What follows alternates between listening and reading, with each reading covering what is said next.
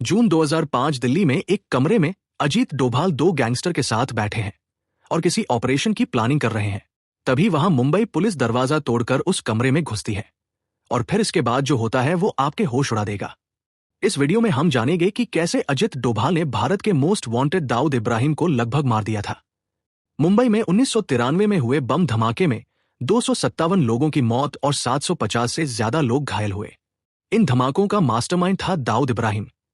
दाऊद भारत से भाग चुका था और पाकिस्तान की खुफिया एजेंसी आईएसआई की सुरक्षित पनाह में कराची में एक राजा की तरह रह रहा था। भारत सरकार पर डोजियर पाकिस्तान को सौंप रही थी, सबूत दे रही थी, लेकिन पाकिस्तान हमेशा की तरह इनकार कर रहा था। भारतीय खुफिया एजेंसियों में हताशा थी।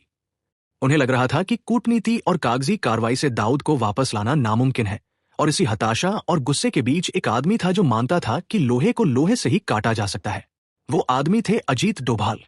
James bond of India Ajit Doval उस समय इंटेलिजेंस ब्यूरो यानी आईबी के डायरेक्टर पद से रिटायर हो चुके थे, लेकिन जासूस कभी रिटायर नहीं होते। डोभाल साहब का कैरियर ही कुछ ऐसा रहा था कि वे लकीर के फकीर नहीं थे। 1988 में ऑपरेशन ब्लैक थंडर के दौरान रिक्शा वाला बनकर खुद मंदिर के पास घूमना हो, मिजोरम में उग्रवादी नेता लालडेंगा के कमांडरों को अपनी बातों से ही तोड़कर भारत के पक्ष में करना हो, डोभाल ने हमेशा आउट ऑफ द बॉक्स सोचा। अजीत डोभाल काफी लंबे समय से दाऊद को पकड़ने के प्लान बना रहे थे। अपने सीक्रेट सर्विस के दौरान वह पाकिस्तान में काफी लंबे वक्त तक रहकर आए थे। उन्हें दाऊद के बारे में काफी कुछ पता था। कई बार उन्होंने दाऊद को पकड़ने के लिए प्लान बनाया, लेकिन होम मिनिस्ट्री से उन्हें अप्रूवल नहीं मिला क्योंकि विदेशी जमीन पर जाकर ऑपरेशन करना सरकार को भारी पड़ सकता था। 2005 में रिटायरमेंट के बाद भी वे सिक्योरिटी सिस्टम में एक्टिव थे। उन्हें मालूम था कि दाऊद इब्राहिम पाकिस्तान में आईएसआई के किले में सुरक्षित है। वहां घुसना आसान नहीं है, लेकिन हर अपराधी चाहे वो कितना भी बड़ा क्यों ना हो, कभी ना कभी एक गलती करता है, और दाऊद की कमजोरी थी उसका परिवार। तभी 2005 की गर्मियों में भारतीय खुफिया एजेंसियों के हाथ एक बहुत बड़ी जानकारी लगी। ये वो गोल्डन चांस था जिसका इंतजार 1993 से किया जा रहा था। खबर पक्की थी कि दाऊद इब्राहिम की बेटी मारूख की शादी पाकिस्तान के पूर्व क्रिकेट कप्तान जावेद मियादाद के बेटे जुनैद से तय हो गई है। शादी मक्का में होने वाला था, लेकिन असली खेल दुबई में होने वाला था। 23 जुलाई 2005 को दुबई के आलीशान ग्रांड हयात होटल में रिसेप्शन रखा गया था। खुफिया इनपुट ये कह रहे थे कि दाऊद, जो अपनी बेटी से बेहद प्यार करता है, इस शादी में शामिल होने के लिए अपने बिल से बाहर जरूर निकलेगा। दुनिया की नजरों में वो एक भगोड़ा था, लेकिन अंडरवर्ल्ड में अपनी साख बनाए रखने के लिए उसे वहां मौजूद रहना ही था। उस समय के आईबी चीफ नरसिम्हन डोभाल को फोन करके बताते हैं कि आईबी दाऊद को मारने का ऑपरेशन करना चाहती है और इस काम के लिए आपसे बेहतर कोई हो ही नहीं सकता, लेकिन ये ऑपरेशन ऑफ थे बुक रखना पड़ेगा। इतना सुनकर तो बाल सब समझ जाते हैं। अब समस्या ये थी कि दुबई में भारत सीधे तौर पर कोई मिलिट्री ऑपरेशन नहीं कर सकता था। अगर भारतीय कमांडो वहां पकड़े जाते तो ये अंतर्राष्ट्रीय स्तर पर भारत के लिए बहुत शर्मिंदगी की बात होती है। यहीं पर अजीत डोभाल की रणनीति सोच काम। उन्होंने एक आदमी को फोन लगाया और डोभाल से बात करने के बाद ये आदमी नेपाल में फोन लगाता है। इसके बाद दो आदमी नेपाल से कोलकाता और फिर कोलकाता से दिल्ली जाकर डोभाल से मिलते हैं। दरअसल ये दो आदमी वही है जो दाऊद को मौत के घाट उतार देंगे, और ये कोई जासूस या फौजी नहीं, बल्कि भारत से भागे हुए दो गैंगस्टर्स हैं। दरअसल डोभाल ने सोचा कि अगर दाऊद को मारना है तो हमें किसी ऐसे व्यक्ति की जरूरत है जो दाऊद की तरह ही सोचता हो, जो उसी की दुनिया का हो और जिसके दिल में दाऊद के लिए उतनी ही नफरत हो जितनी हर भारतीय के दिल में है। और वो शख्स था छोटा राजन। एक समय था जब छोटा राजन और दाऊद जिगरी यार हुआ करते थे। मुंबई पर दोनों का राज था, लेकिन 1993 के बम धमाकों ने इस दोस्ती में दरार डाल दी। राजन का कहना था कि वो देशद्रोही काम में साथ नहीं देगा।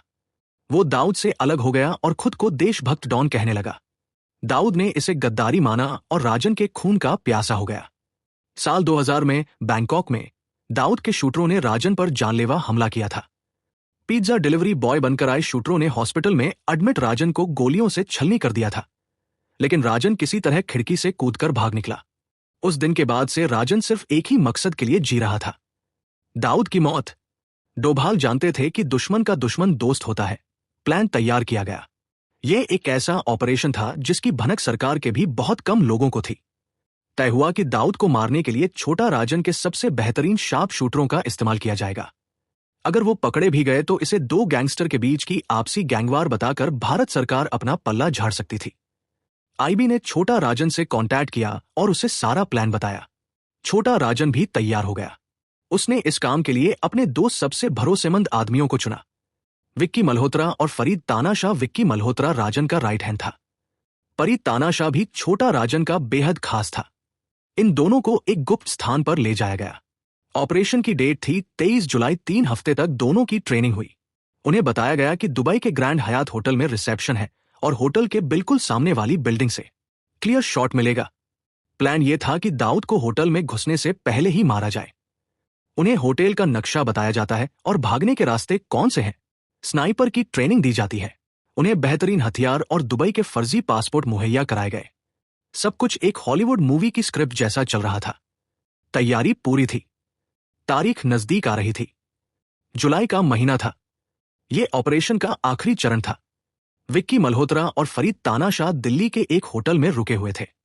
यहां से उन्हें अपनी फाइनल फ्लाइट पकड़नी थी। खुद अजीत डोभाल भी उस होटल में मौजूद थे।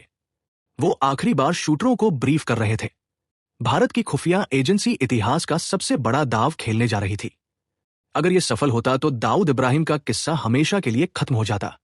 लेकिन कहते हैं ना कि किस्मत को कुछ और ही मंजूर था। ठीक उसी वक्त जब जीत हाथ की दूरी पर थी, कहानी में एक ऐसा मोड़ आया जिसने सब कुछ बिखेर दिया। मुंबई पुलिस की क्राइम ब्रांच की एक टीम, जिसका नेतृत्व डीसीपी धनंजय कमलाकर कर रहे थे, दिल्ली पहुंच चुकी थी। दरअसल मुंबई पुलिस एक बिल्डर से जबरन वसूली के मामले की जांच कर रही थी, जिसमें विक्की मल्होत्रा का नाम आया था। विक्की मल्होत्रा काफी समय से मुंबई के कई बड़े बिल्डर्स और बिजनेसमैन से जबरन वसूली कर रहा था। मुंबई पुलिस इन दोनों को कई महीनों से ढूंढ रही थी। मुंबई पुलिस ने एक दिन एक फोन कॉल इंटरसेप्ट किया और मुंबई पुलिस को समझ आ गया कि ये विक्की है। फोन कॉल से उन्हें पता चला कि ये कोई बड़े आदमी को मारने वाले, जो शायद कोई बिल्डर या नेता हो सकता है। इसलिए मुंबई पुलिस ने तुरंत उसके फोन को ट्रैक किया और उसकी लोकेशन ट्रेस करते करते दिल्ली के उसी होटल तक पहुंच गई। 18 जुलाई 2005 को दिल्ली में होटल के बाहर मुंबई पुलिस की गाड़ियां रुकती है। उसी वक्त दो बाल उस होटल के कमरे में विक्की मल्होत्रा और फरीद तानाशाह को ब्रीफिंग दे रहे थे। लेकिन तभी हथियारबंद पुलिसकर्मी होटल के अंदर घुसते हैं। वो रिसेप्शन से सीधे उस कमरे की तरफ बढ़ते हैं जहां विक्की मल्होत्रा और फरीद तानाशाह रुके हुए थे।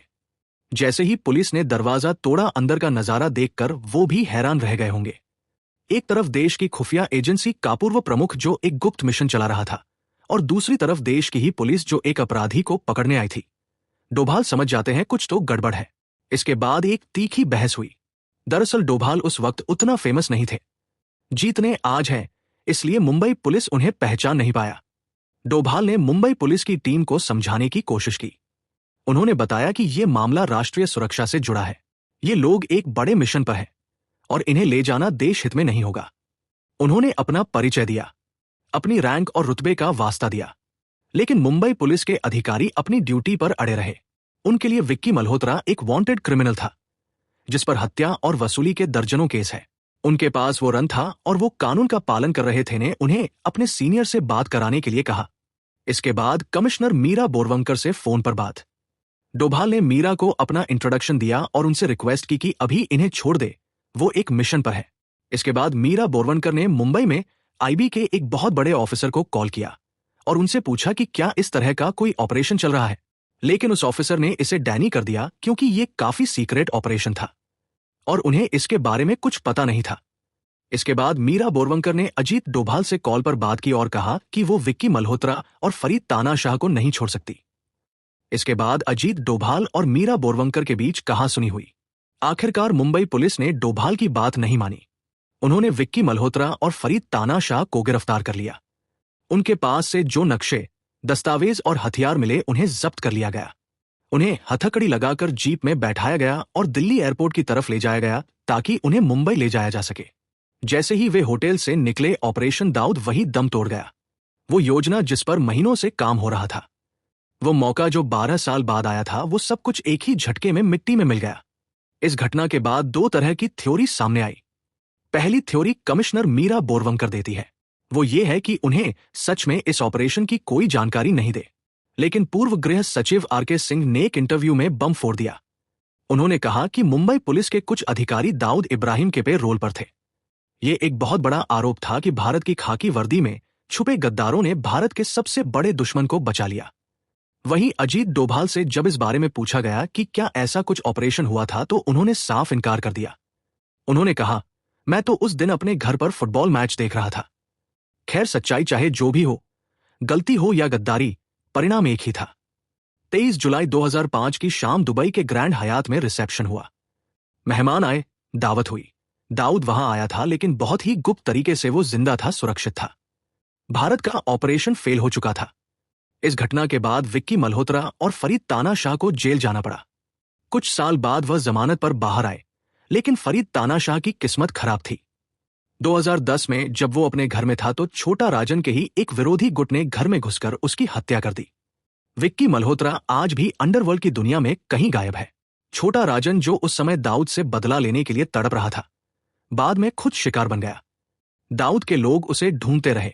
आखिरकार 2015 में जब केंद्र में सरकार बदल चुकी थी और अजीत डोभाल राष्ट्रीय सुरक्षा सलाहकार बन चुके थे, तब छोटा राजन को इंडोनेशिया के बाली से गिरफ्तार करके भारत लाया गया। कई लोग मानते हैं कि यह गिरफ्तारी कम और रेस्क्यू ऑपरेशन ज्यादा था, ताकि राजन को दाऊद के कहर से बचाकर भारतीय जेल की सुरक्षा में रखा जा सके। इसके बाद 2013 में भी रो ने एक अटेम्प्ट किया था।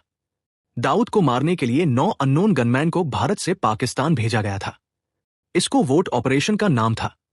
सुपर बॉस, ये सुपर बॉस पाकिस्तान पहुंचकर सारी प्लानिंग करने के बाद एक दरगाह के पास उसे मारने का प्लान बना लिया था।